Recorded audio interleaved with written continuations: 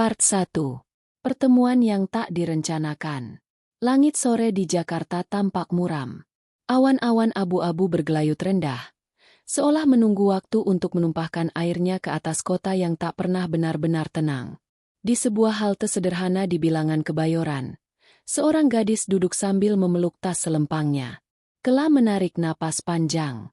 Pikirannya melayang ke jam pelajaran terakhir di tempat ia mengajar sebagai guru les privat.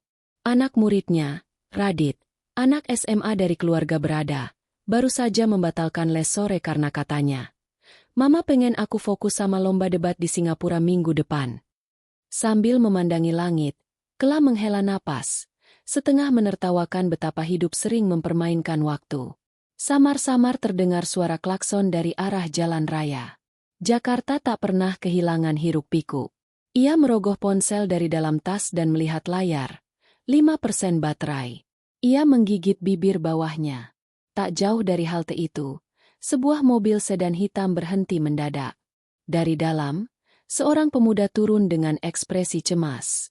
Wajahnya tampan, berkulit bersih, mengenakan jaket kulit dan celana jeans gelap. Seperti aktor FTV, pikir Kela dalam hati. Pemuda itu mendekat ke arah halte sambil menelpon seseorang.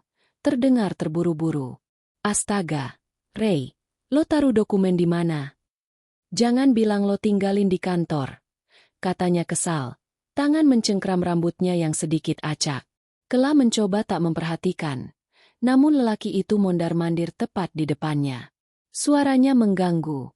Ia menatapnya sejenak, hendak mengalihkan pandangan, tapi tiba-tiba si pemuda menoleh. Mata mereka bertemu.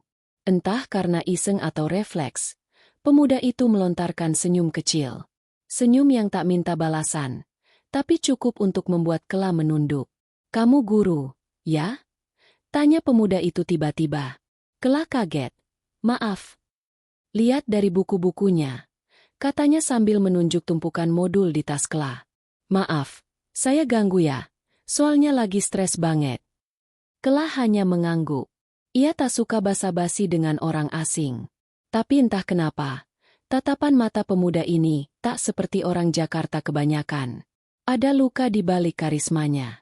"Arga," kata pemuda itu memperkenalkan diri. "Kela," jawabnya singkat. Obrolan yang awalnya canggung perlahan menjadi hangat.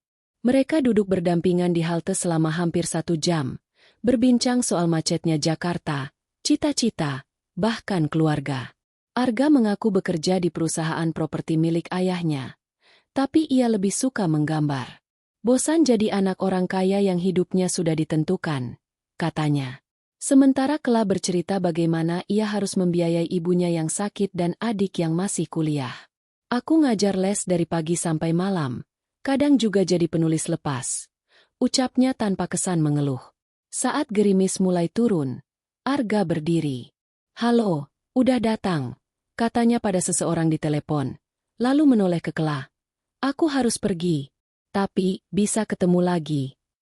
Kela tak langsung menjawab. Lalu, pelan-pelan ia mengangguk. "Besok sore di Taman Menteng.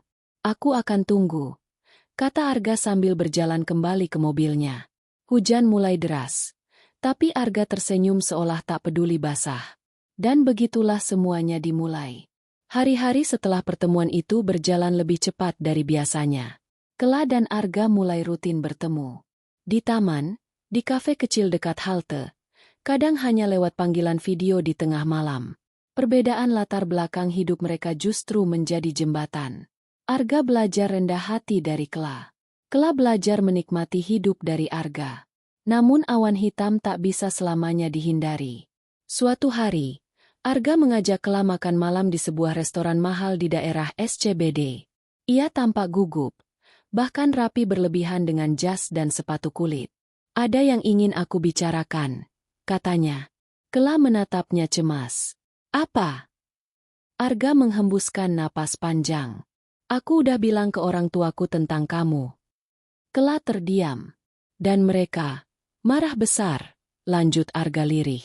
Seketika suasana berubah dingin. Kela menunduk. Ia sudah menduga, tapi tetap saja sakit saat kenyataan tiba. "Mereka bilang kamu gak sepadan." Kamu bukan dari kalangan kita. Bahkan Mama bilang, apa kamu mau jadi bahan omongan keluarga besar hanya karena perempuan kampung yang kerjaannya ngajar privat? Arga berkata dengan rahang mengencang. Kela mencoba tersenyum. Mungkin mereka benar. Tidak, Ki. Mereka salah. Tapi aku bukan siapa-siapa.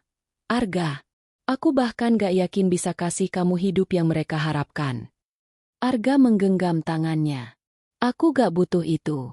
Aku cuma butuh kamu. Tapi Kela tahu, cinta saja kadang tak cukup. 2 minggu kemudian, Kela menerima surat panggilan wawancara dari sebuah lembaga pendidikan di Yogyakarta. Impiannya sejak lama, jadi pengajar tetap di sana. Gajinya tak seberapa, tapi itu adalah karir stabil. Ia bimbang. Pergi bisa berarti meninggalkan Arga. Namun tetap di sini berarti harus melawan badai yang belum tentu reda.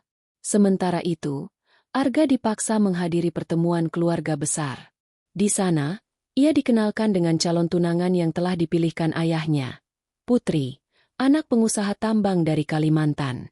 Cantik, pintar, dan menyetujui semua kehendak keluarga Arga.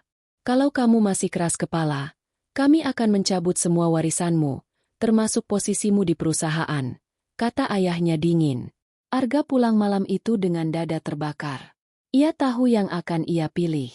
Tapi ia juga tahu, mencintai Kela akan berarti kehilangan segalanya.